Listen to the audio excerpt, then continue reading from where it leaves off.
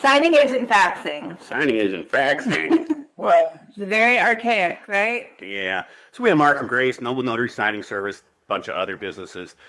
Let's talk about the extremely rare incidents where a notary or signing agent may need to fax. Now, Grace and I, with over 10,000 different loans and notarial acts done and over $1 million made in this industry, have only faxed maybe a handful of I'd times. say a handful, definitely, yeah. So if somebody wants a fax, my first thought is, well, why don't I just strap it to a dinosaur and have it dash it over there? Yeah. Yeah, I'm a Pony Express.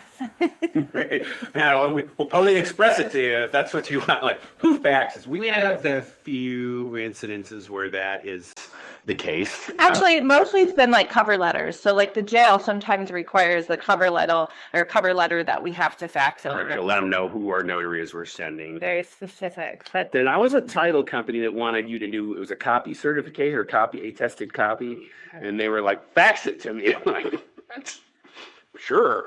But guess what? There is actually a site, there are websites you can use where you can just take your PDF file and it will fax on behalf of you. I think one of them is it like faxzero.com. Faxzero.com, yep. Now And even the process is a little archaic. Like when they upload it, it's like, it's kind of clunky. It takes a long time for them to fax. They do have a free service and then they have a paid service. I was just paid the $3 for 25 pages because it faxes faster and everything. But that's the only incident. So the reality is that pretty much everybody just scans and converts the PDF. yeah, let's talk about the alternatives because you will run into those times where you're going to have to fax. So be prepared for that. That fax-free, what is it called again? I think it's called faxzero.com. Yeah, faxzero.com. So be prepared to use that if you have to. If your grandmother has a fax machine, then just use that too. But let's talk about the alternatives of what we can use aside from that. Now, my personal favorite is from my phone. So I have the Adobe Scan on our phone. It's very efficient. So you just scan it, save it. You can do multiples and then email it over. But what else do we know? So there is, so if you have an iPhone, which we don't, so that's why we use Adobe Scan, but I believe the iPhone has it built into the notepad to where it'll convert image to PDF. So that's good for small files. A couple of things. Obviously, if you're going to be doing any more than that, you're going to want a legitimate scanner. Now, a lot of the multifunction printers offer this. I am not a fan of those because they're really slow and they usually break after so many. Several break. But right now, our thing is we have a mini standalone scanner as well as a computer that we take along with us and scan as well.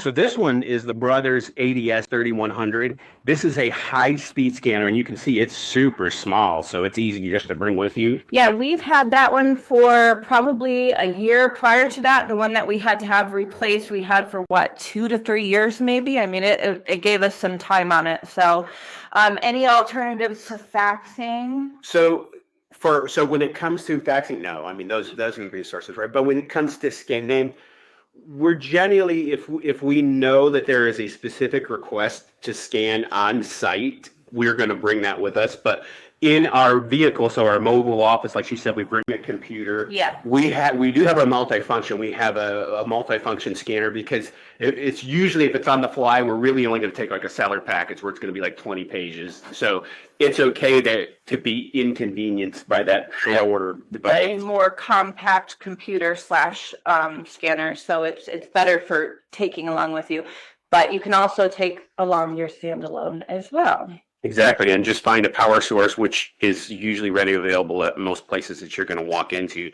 You can even get standalone power packs on like Amazon that you charge and just keep in your vehicle, which then circumvents the need for wiring up a power inverter, which we've done that before in the past, but now with like the power cells or the basically electric generators, they call them, which you can get for less than $100 that would power a printer or a scanner.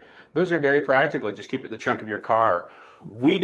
Now laser scanners by default are big and heavy, so we just use an inkjet in our car because, again, it's most likely, if I'm taking one on the fly, it's going to be a small file. I'm not going to go through a big refi from one assignment to the other. We just don't do that anymore. So But that's just us. It's a matter of personal preference. I don't want a big laser scanner in the trunk of my car. A nice little tiny inkjet with the scan ability is, I think it's perfect for most of the stuff that we're doing anymore. And lately, not just loan signing packages, we'll do maybe like legal documents, prepping legal documents or something like that. So that's helpful if there's a mistake and we have to reprint something. Right on site. It's Yep. small enough, perfect, more compact. So yeah. But guys, just be prepared. You know, this is just a PSA that people are still faxing. Like I said, the jails, if you do any notary work for the jails, they will, some of them Some will want a visitation request faxed to them. faxed. So, other than that, let's get up with the times. It's 2025, people. So let's use those digital scanners. Yeah. Hi, that's it for today. Signing agent faxing. Kyle, hopefully you read into that very little, as we have over a very extensive period of time and a large volume of loans that we've done, or notaries in general. All right, we'll see you guys in the next one. Make sure to like, subscribe, share.